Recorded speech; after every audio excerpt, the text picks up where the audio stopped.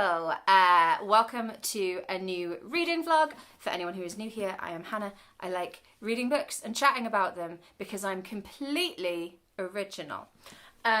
So, today's reading vlog, we are going to be heading to Norway, not literally, but via the medium of books, or book.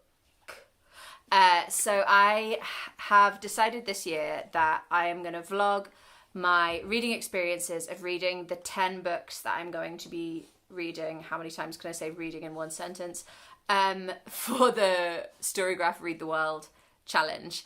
And the next one, I put it up on my stories on Instagram. And so this was voted for by you, the viewer.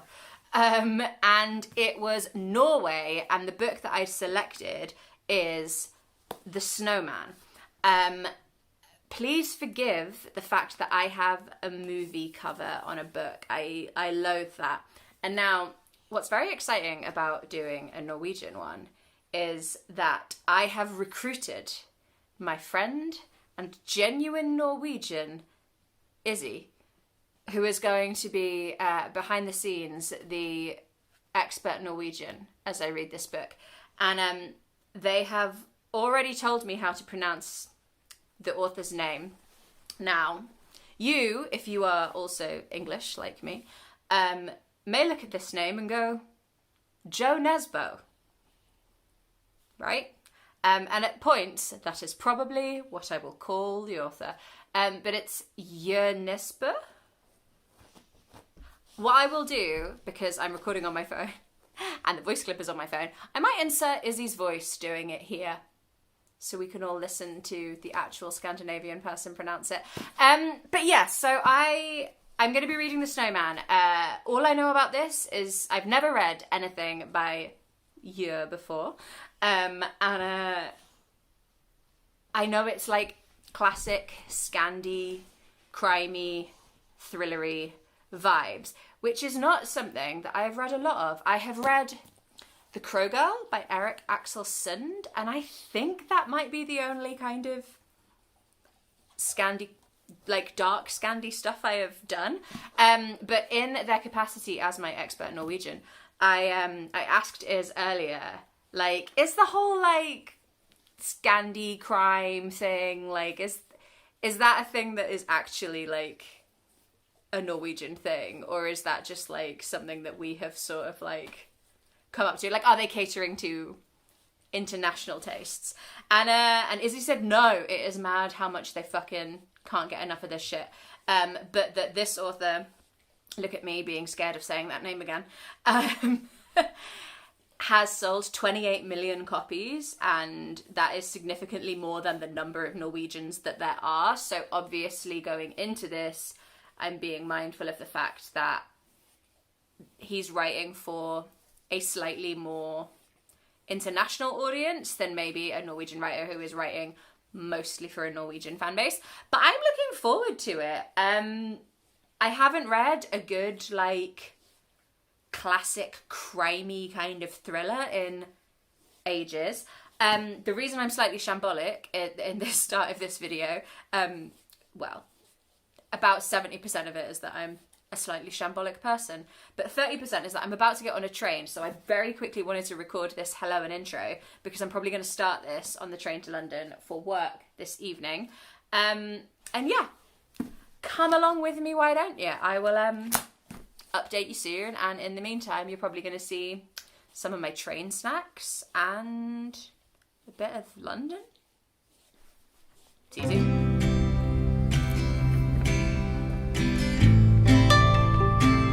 I'm sorry. Talk about burying the lead.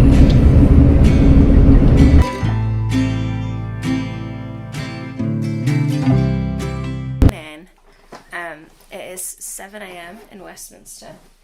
I mean, it's 7 a.m. everywhere in the UK, but, you know, it's 7 a.m. and I'm in Westminster. I've managed to come to London without deodorant, lip balm, or hand cream. And I know the last two don't feel like a thing you really need, but I have this weird fear that I'm gonna, like, dry out. And I hate not having moisturisey things with me.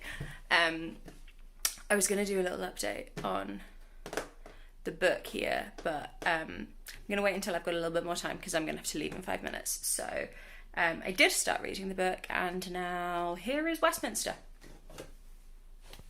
Nope, I'm still in my hotel room because I realised that, hey, the reason that I have a fear of drying out is at least partially book related. So let me tell you about that just quickly. It's Haruki Murakami's fault. Because in one of his books, I can't remember exactly which one because I read so many of them in such a short time, but I'm pretty sure it's Kafka on the Shore. Someone dies from dehydration, and it is described so brutally and clearly that ever since then I've been a little bit scared about dehydration in general. Just a little bit dehydrated. So there you go. Little window into my psyche there. Everything is Haruki Murakami's fault, and this is why I don't read him anymore.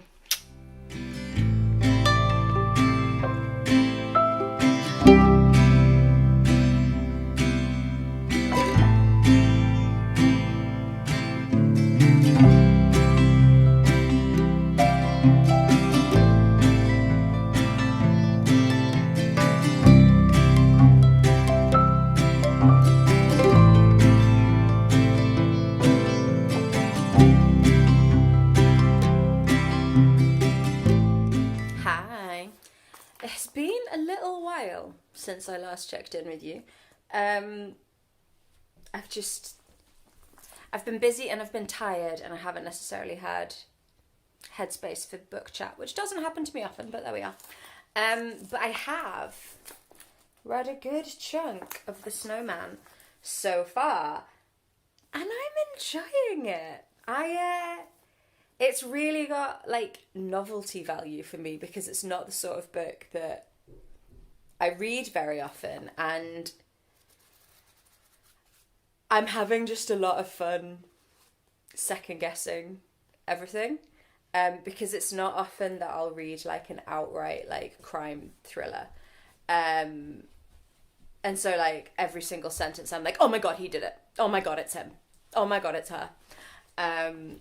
But it's structured interestingly. So it starts in the 80s with this young boy who accidentally witnesses his mum having some extramarital sex. And there is a snowman in the front garden. And I am assuming that child goes on to be the killer. So we've got some kind of trauma stuff happening there.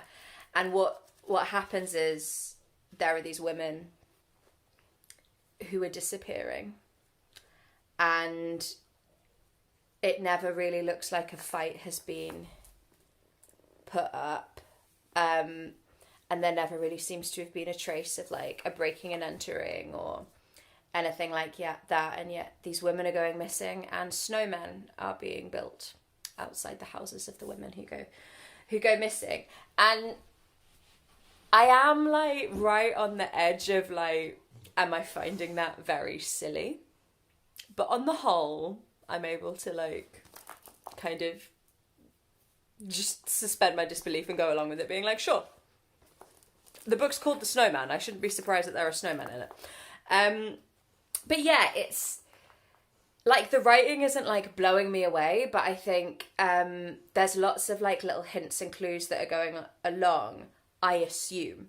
So I think it's one of those books where I'll only really have a definitive idea of if I've enjoyed it or think it's good once I finished it. Because like there's a lot of flitting around in time periods now. So we do follow some victims, and then we're back in the present day. We're mostly following the main police detective.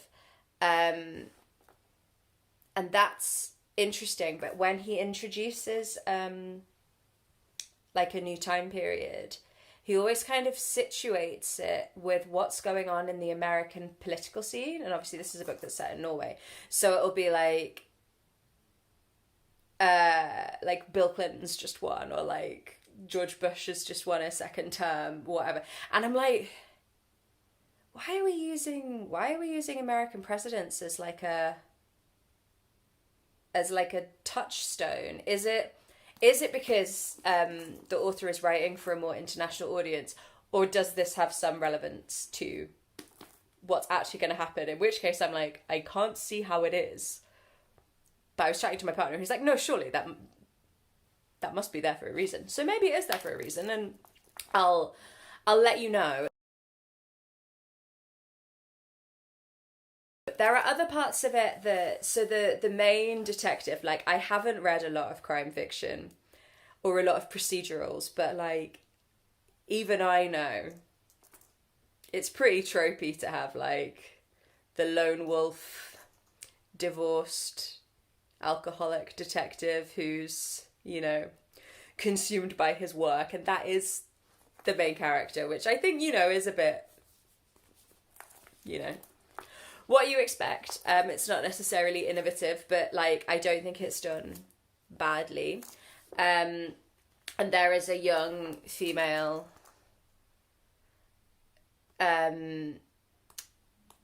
police officer who's kind of joined his team, and she's like that character that is just like kind of like cool and badass and brilliant and doesn't seem to be like fazed by anything, that just feels at the moment like slightly hyperbolic. But on the whole, it's super pacey. Like, I haven't actually been reading it for very long, and the 200 pages has gone back like past so quickly, and I think there were more things that I wanted to talk to you about that I'll get to and we'll pick up, because as we go on, obviously I don't want to be like spoilery about this, so I don't know how much I'm going to be able to like talk about going forward, but I do have a theory about that woman that I just mentioned. So I'll tell you if I was right. I won't tell you what the theory was, but I'll tell you if I was right. But yeah, I think I'm enjoying this more than other kind of crime thrillers that I've read. I think I prefer it when it is mostly from the perspective of the police and the people who are trying to solve the case. I think that like does it for me more than where you're kind of following either the victim or the perpetrator. This feels more like, because you're trying to piece it together too, but there's also like, because this is part of a series, I think. Well, is it a series? I mean, I guess it is a series, but I think you don't have to read them in order, but it's the same detective who appears in all of them. And so there are some bits where I'm like, oh, is that like a clue? Where he'll be like, because of like how this other policeman had disappeared. And I'm like, oh, is that like a clue that you're going to come back to and tell me about more later in the book? Or is that just referencing something that's happened in another book that you assume I know about? But I was told you don't have to read them in order. So hopefully all the threads will be joined up. But yeah, so far, so good. So it's Sunday today.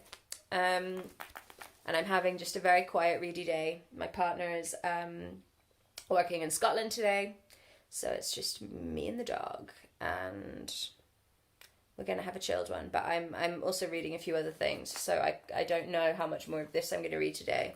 But I've just finished part 2, so I've got to like a nice pause point. So I'm gonna pick a few other bits and pieces up, and yeah, I'll come back to you soon. Bye. I'm also completely now second guessing what I said in the previous clip about the dying of thirst being Haruki Murakami. Haruki Murakami definitely skinned someone, and that was repulsive. Did someone die of thirst in a Haruki Murakami book, or am I getting confused? I have read a book in which someone dies of thirst, and it was horrible. Just really, really horrible. But maybe it wasn't in a Haruki Murakami book. I've just done the laziest Google ever, and what a shock horror, it's not telling me. If you've read a book that features someone dying of thirst, please let me know, because why must there be so many holes in my brain? Never mind. Also, let me show you something cute. So, when I was coming back from London, I had not had a very nice time. And I was just feeling like my mood was very low and I couldn't work out why. And then I got the first period I've had in 4 years. So that now makes sense. But at the time I didn't know I was about to get my first period for 4 years. So I I'd been texting my friend Evie, and she was on the train from London to Newcastle that was before mine. And she left me a little present in Newcastle station for when my train got in, because she is the best person in the world. There you go.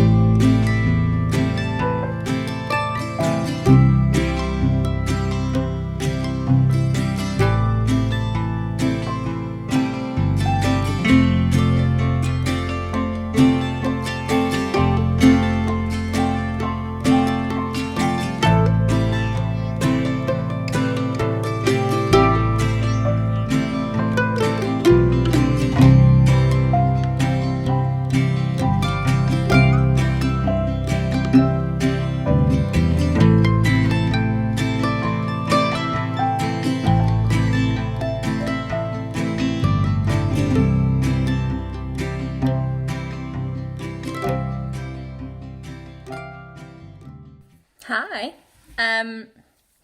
it's Tuesday night. I haven't read any more of The Snowman since I last spoke to you, but I am about to read some. I've had a not brilliantly productive day today, like fine, but you know where like just work's not quite working for you. And I was feeling a bit meh when I finished work. So I made the bold decision to start Couch to 5K, which I have started twice previously, and I really struggle with routine, so I've never managed to finish it, but my friend Lula is doing it too. They're a couple of weeks ahead of me, but they're doing it as well, and I'm hoping that that will help. And also, I've said it here now, so you know, feel free to ask me how Couch to 5K is going in the comments down below. So I've just got out of the shower, and I suffer from tendonitis in my Achilles, on both my legs, but particularly on my left leg. And I can feel a flare-up coming on, having been for a run. So I'm going to be doing the physio that I'm supposed to do every day now. And to do it, I need to lean on something. So I thought I'll come to the bookcase. I'll say hi to you. This is me doing my physio right now, by the way. It's incredibly exciting. It's legs up. It's calf raises, basically. But I figured I would read my book while I did it, after I've said hi to you, hi. And then my partner is at the football. So I have a nice chunk of reading time this evening. So yeah, that's what's gonna happen. Let's go.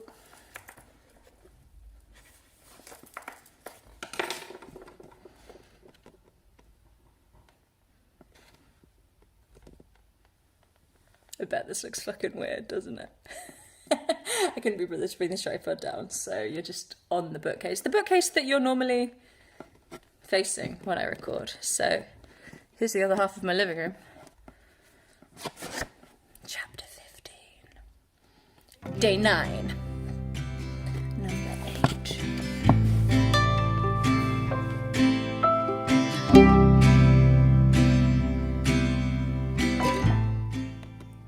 speed it up? I bet I look weird. This is the kind of quality content that you come to my channel for, right?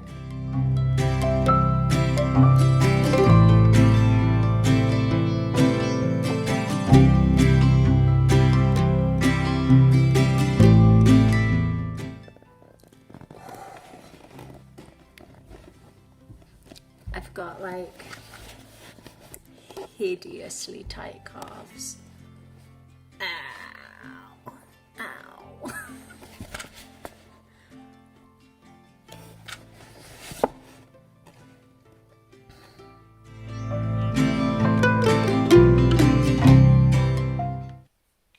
You know how I said I had a theory about the woman?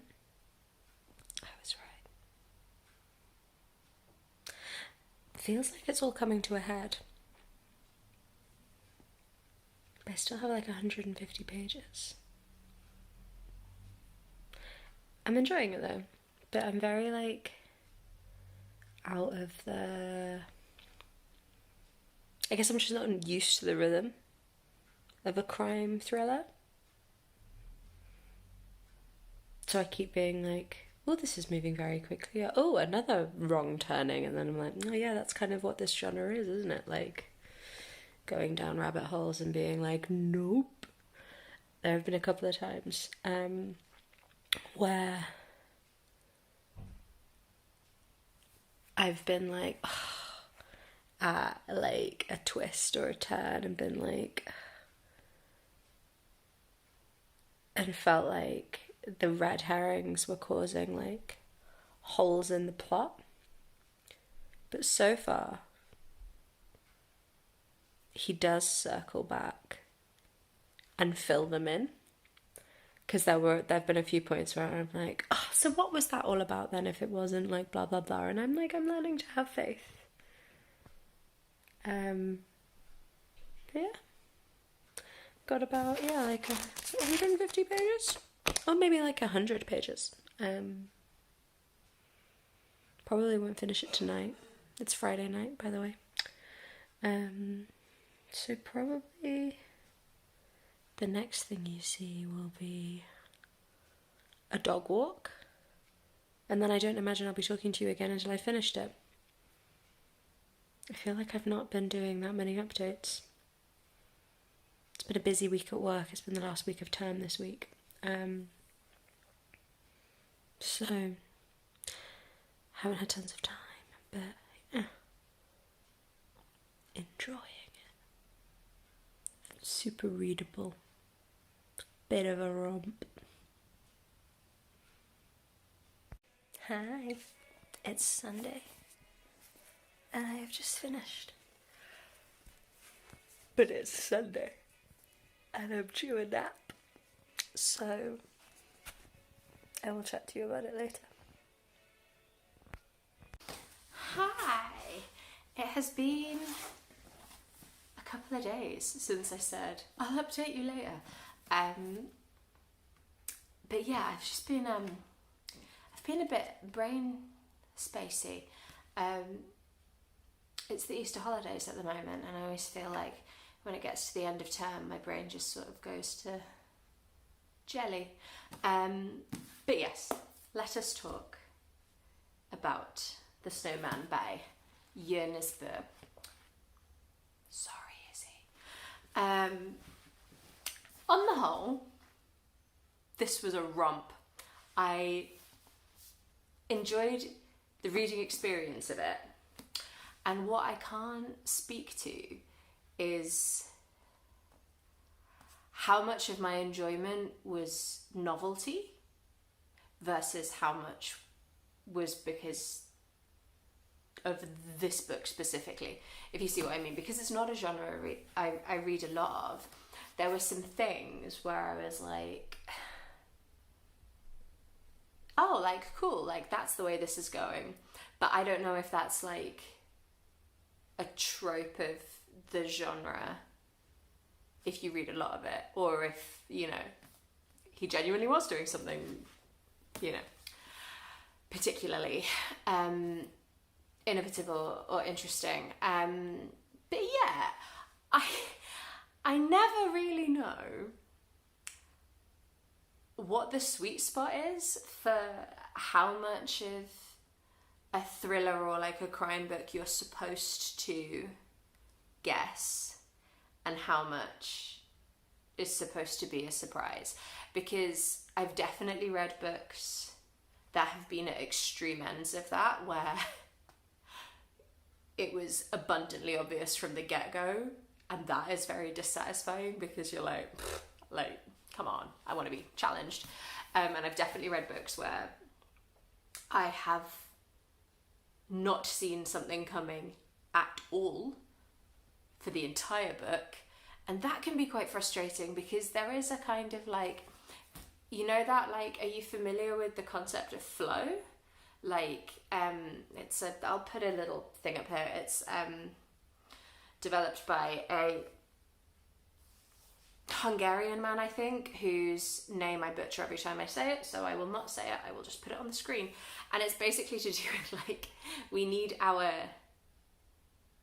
the level of challenge to meet our skill level to get into flow. And that's what like game developers are really good at. That's why the things go in levels, because they're building up your skill and you build up your challenge, and that's where it feels like moreish. And I think when crime thrillers get that wrong, i.e. they're too challenging and it's too, how much stuff are you expecting me to hold into my head, or when it's too easy, you just find you're not quite in flow.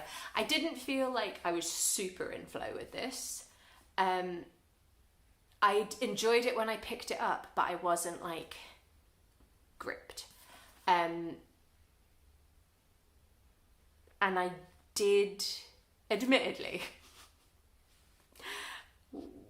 the entire way through this book, I did guess who the killer was, but I can't really give myself a gold star for that, because anytime someone like entered a page, I was like, they're the killer.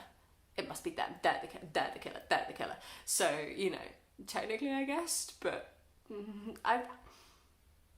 the person who did it was in my top 3 suspects. And I did like it overall, as I said, but I'd definitely be up for reading other ones.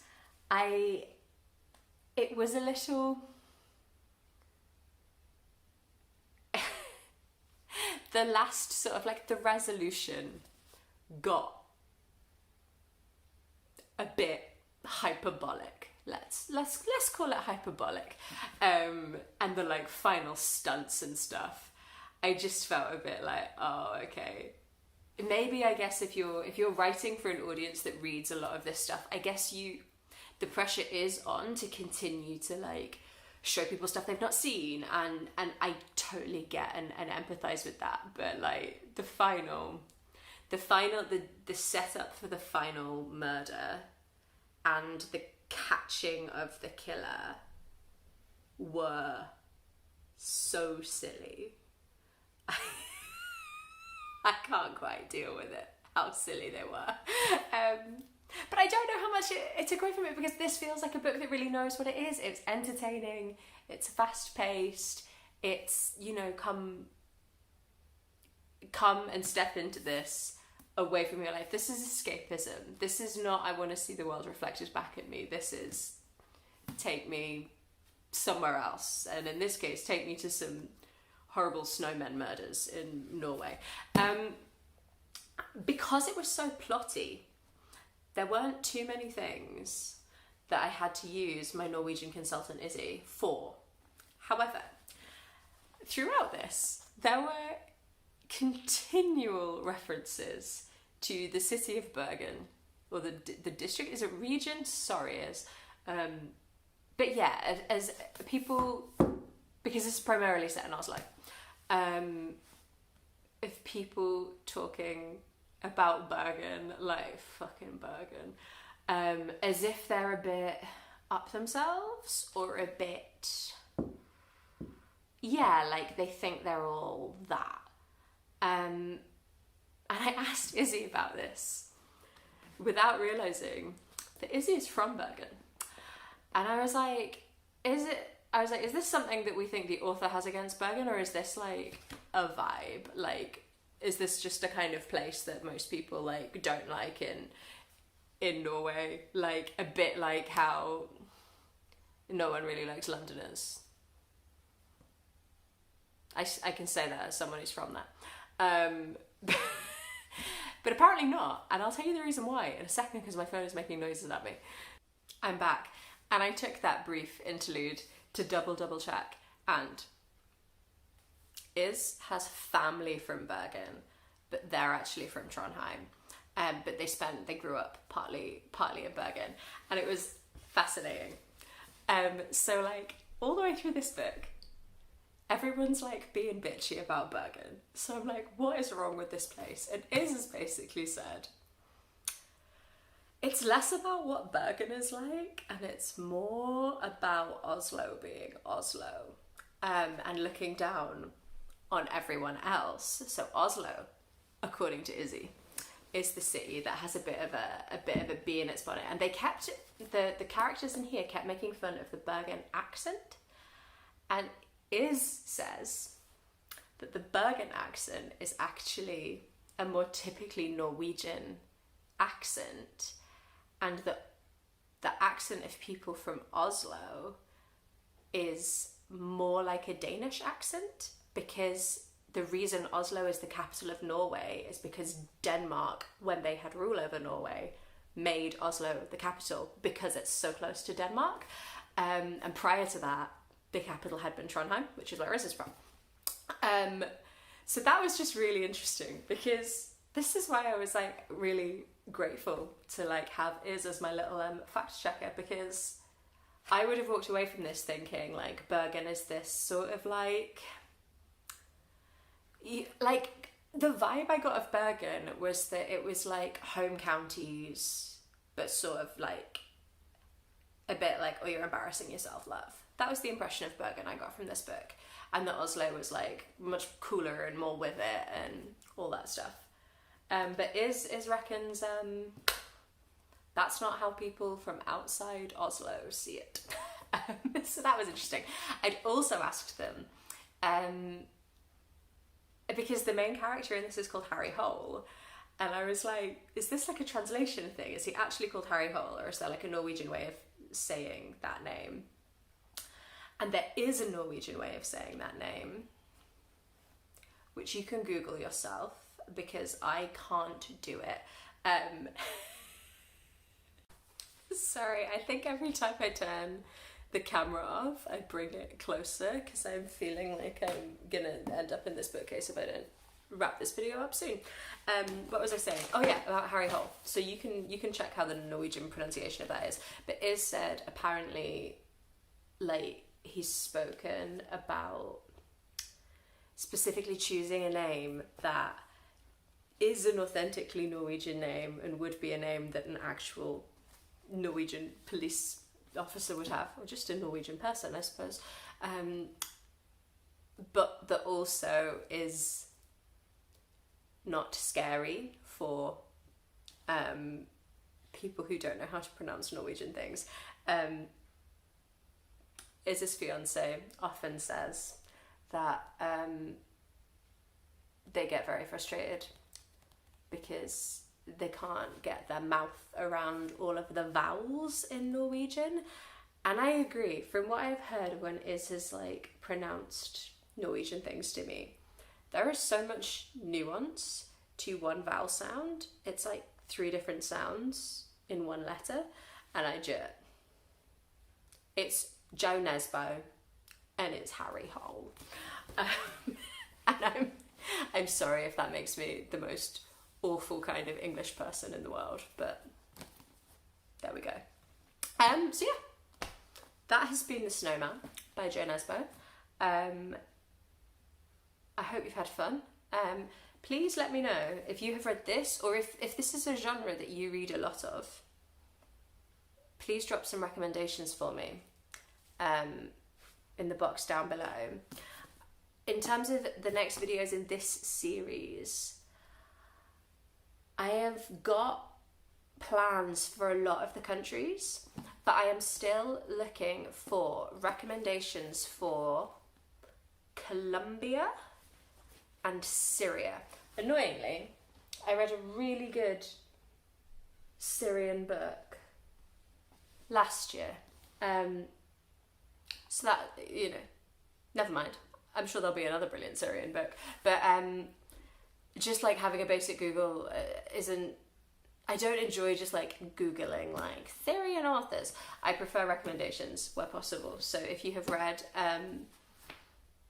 a book by a Syrian author recently that you've enjoyed, or a book by a Colombian author, do let me know in the comments down below. And as always, if you have enjoyed this video and you would like to see more, do like and subscribe.